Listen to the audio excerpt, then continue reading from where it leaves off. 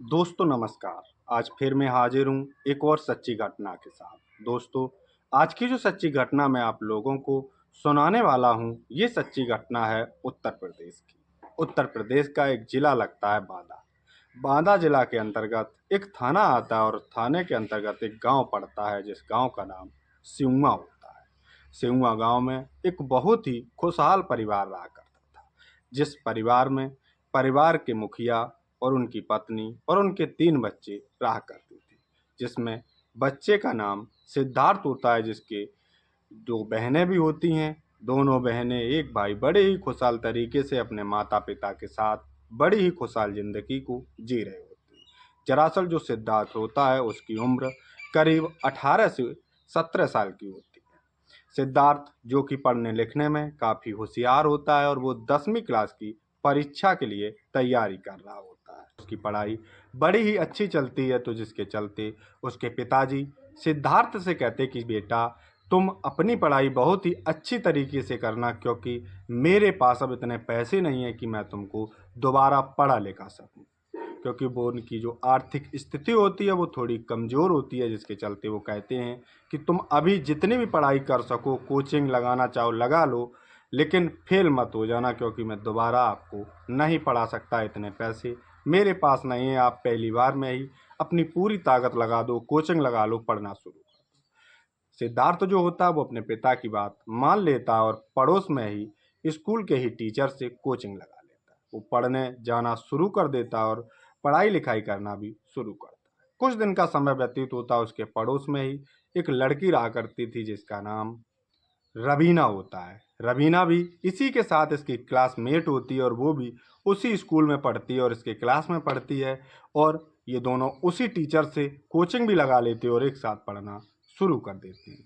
दोनों में घुल मेल अच्छा जाता है और अच्छी तरीके से बातचीत करते हैं, पढ़ाई के बारे में डिस्कशन करते हैं, क्योंकि रवीना का जो घर होता है वो भी सिद्धार्थ के घर के पास में ही होता है, और जब दोनों एक ही क्लास में पढ़ते हो, दोनों की उम्र भी सेम ही होती है। करीब रवीना भी 17 से 18 साल की होती है। दोनों एक साथ पढ़ने जाते हैं और बातचीत करना शुरू कर देते हैं, और यहाँ तक पढ़ाई भी इनकी अच्छी चलती है। इन लोगों को बातचीत का सिलसिला जो होता है वो प्यार में बदलना शुरू कर देता है। धीमे धीमे इन दोनों की बातचीत बहुत ही ज़्यादा होने लगती है, जिससे कि इनके घर वालों, गांव वालों को कोई शक नहीं होता है, क्योंकि वो लोग तो यही सोचते हैं कि ये दोनों बच्चे हैं और पढ़ने के लिए जा रहे हैं, इसलिए पढ़ाई के बारे में। लेकिन इन दोनों की बातचीत का सिलसिला और नज़रिया बदल जाता है, और दोनों का जो बात करने का तरीका होता है वो प्यार में बदल जाता है। ये प्यार इतना सर चढ़ के बोलना शुरू कर देता है कि ये दोनों आपस में इंटीमेट भी होना, संबंध बनाना शुरू कर देते हैं। एक दिन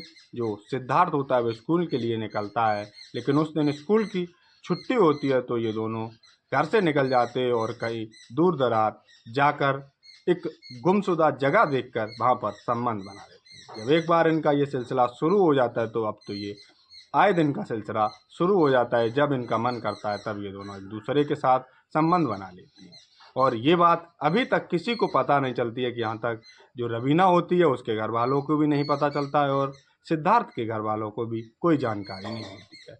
ये दोनों अब फ़ोन से भी बातचीत करना शुरू कर देते हैं, और एक दिन फिर से वो समय आ जाता है जिस दिन स्कूल की छुट्टी होती है। तो जो सिद्धार्थ होता है वो अपने घर पर ही होता है, और सिद्धार्थ अपने घर से गांव की तरफ निकलता है। थोड़ा रात्रि का समय होता है, और वो जब गांव से बाहर निकलता है तो झाड़ियों में देखता है कि जो रवीना होती है वो तो गांव के ही एक लड़के के साथ बातचीत करती है और उसके साथ संबंध बनाकर आ रही होती है।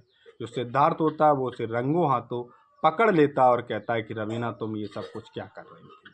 मैं तो तुम्हारे प्यार में पागल हूँ, मैं तुमसे शादी करना चाहता हूँ, और तुम तो ये सारा कुछ खेल ही मेरे साथ खेल चुकी हो।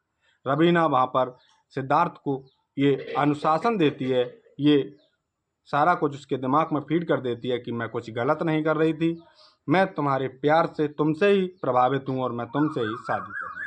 सिद्धार्थ भी ये बात समझ जाता है, लेकिन उसने तो रंगे हाथों पकड़ा था, इसलिए वो उसे छोड़ देता है और वो फिर से अपने घर चला आता है। लेकिन जो सिद्धार्थ होता है वो घर तो चला आता है, लेकिन उसके दिमाग में वो बात टच कर जाती है, और वो कहता है कि आखिर वो व्यक्ति था उसके गांव का, वो उससे एक दिन कॉल लगाता है और कहता है कि तू हमारे और रवीना के रास्ते से हट जा, नहीं तो मैं तुझे दुनिया से हमेशा हमेशा के लिए हटा दूंगा। जैसे ही सिद्धार्थ ये बात अपने गांव के उस शख्स से कहता है, वो इस बात को मानने के लिए तैयार नहीं होता और कहता है कि ठीक है, तू मेरा जो कर पाए कर लेना, लेकिन मैं रवीना को नहीं छोड़ूंगी। इधर जो रवीना होती है वो भी सिद्धार्थ को अनुशासन दे देती है, कह तो देती है कि मैंने उस व्यक्ति को छोड़ दिया है, उससे बात नहीं करती हूँ, लेकिन जो रवीना होती है वो आए दिन सिद्धार्थ से भी और उस व्यक्ति से भी बातचीत करती है।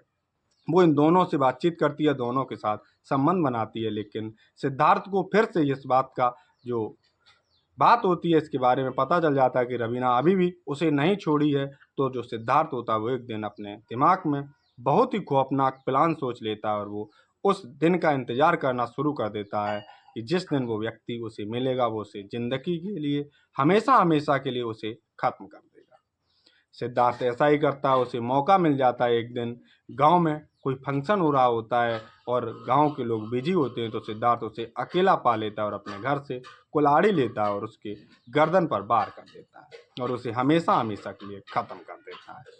और ये करके वो घर चला आता है। जैसे ही सुबह होती है, उस व्यक्ति के पास पड़ोस के लोग देखते हैं कि आखिरकार ये शख्स आज घर से बाहर निकला है और कभी घर में नहीं गया, ये यहाँ क्यों डला है। तो लोग वहाँ जमा होना शुरू हो जाते हैं और लोग देखते हैं कि उसकी तो किसी ने हत्या कर दी। उसके घर के लोग चीखना चिल्लाना शुरू कर देते हैं और जब चीखना चिल्लाना शुरू करते हैं तो वहाँ पर जमावड़ा बढ़ने लगता है। उसी में से एक लोग उठकर पास ही के थाने को इन्फॉर्म देता है कि साहब, मेरे गांव में किसी ने इस व्यक्ति की हत्या कर दी है। जैसे ही मौके पर पुलिस पहुंचती है, पुलिस वहां पर सारे सबूतों को इकट्ठा करती है, उसकी जो डेड बॉडी होती है उसे अपनी अंडर कस्टडी में लेती है और अपनी अंडर कस्टडी में लेने के बाद उसे पोस्टमार्टम के लिए भेज देती है। वो पुलिस उस व्यक्ति के फ़ोन की कॉल डिटेल निकालता है तो देखता है कि उसकी बात उसके गांव की ही एक लड़की से हुई होती है, रवीना से। और वो रवीना के पास पुलिस जाती है तो उसके भी फ़ोन में चेक करती है तो उसकी भी बात अपने गांव के एक लड़के सिद्धार्थ से हुई होती है। पुलिस तुरंत ही रवीना के फ़ोन के अनुसार जब सिद्धार्थ से बात हुई होती है उसकी डिटेल के अनुसार ही सिद्धार्थ को अपनी अंडर कस्टडी में ले लेती है। सिद्धार्थ को अंडर कस्टडी में करने के बाद पुलिस उसे थाने ले जाती है और उससे इस केस के बारे में पूछताछ शुरू कर देती है।